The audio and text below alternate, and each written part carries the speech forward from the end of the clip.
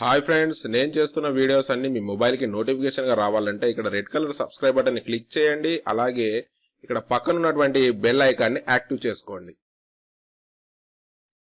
కోల్కతా ఆసుపత్రిలో trainee doctor దారుణ అత్యాచార నేపథ్యంలో పశ్చిమ బెంగాల్ ప్రభుత్వం కఠిన నిబంధనలతో అత్యాచార వ్యతిరేక చట్టాన్ని రూపొందిస్తుంది. అందుకు సంబంధిత అపరాజిత బిల్లును రాష్ట్ర అసెంబ్లీలో ముఖ్యమంత్రి మమతా బెనర్జీ రాష్ట్ర అసెంబ్లీలో ప్రవేశపెట్టారు. మహిళల రక్షణ కోసం సమర్థవంతమైన చట్టాలను అమలు చేయడంలో విఫలమైనందుకు ప్రధాని నరేంద్ర మోడీ, కేంద్ర హోంమంత్రి అమిత్ షా ఇటీవల అత్యాచారాలు, లైంగిక వేధింపుల ఘటనలు నమోదైన అన్ని రాష్ట్రాల ముఖ్యమంత్రులు రాజీనామా చేయాలని పశ్చిమ బెంగాల్ ముఖ్యమంత్రి మమతా బెనర్జీ డిమాండ్ చేశారు.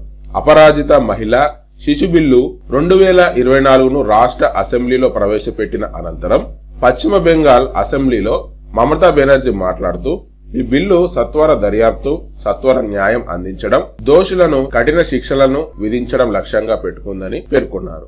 అత్యాచారం, లైంగిక నేరాలకు సంబంధించిన నిబంధనలను సవరించడం, ప్రవేశపెట్టడం ద్వారా మహిళలు మరియు పిల్లల భద్రతను బలోపేతం చేయడం ఈ అపరాజిత మహిళ పిల్లల బిల్లు 2024 లక్ష్యమని వివరించారు. ఆగస్టు 9వ తేదీన కోల్కతాలోని ఆర్జీకర్ మెడికల్ కాలేజ్ అండ్ హాస్పిటల్లో ట్రైనీ డాక్టర్ పై అత్యాచారం, హత్యకు పాల్పడిన దోషులను కఠినంగా శిక్షించాలని డిమాండ్ చేస్తూ జూనియర్ డాక్టర్లు ఆందోళన కొనసాగిస్తున్న సమయంలోనే ఈ బిల్లును ప్రవేశపెట్టారు. అత్యాచారం మానవత్వానికి శాపమని, ఇలాంటి నేరాలను అరికట్టడానికి సామాజిక సంస్కరణలు అవసరమని మమతా బెనర్జీ పేర్కొన్నారు. అపరాజిత బిల్లుపై సంతకం చేయమని గవర్నర్ సివి ఆనంద్ జోష్ ను ప్రతిపక్షాలు కూడా కోరాలని అన్నారు. ఆ తర్వాత దాన్ని కఠినంగా అమలు చేస్తామని మమతా బెనర్జీ అసెంబ్లీలో పేర్కోవడం జరిగింది.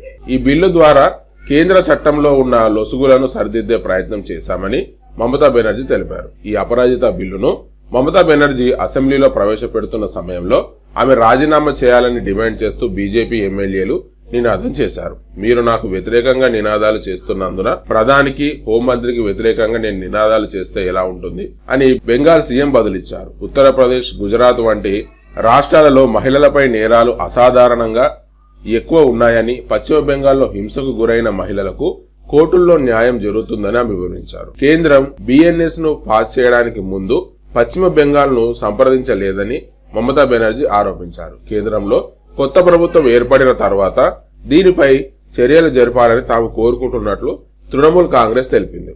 కోల్కతాలో ట్రైనీ డాక్టర్ అత్యాచారం కేసులో సిబిఐ నుంచి న్యాయం జరగాలని, దోషులను ఉరితీయాలని తాము కోరుకుంటున్నామని పేర్కోవడం జరిగింది.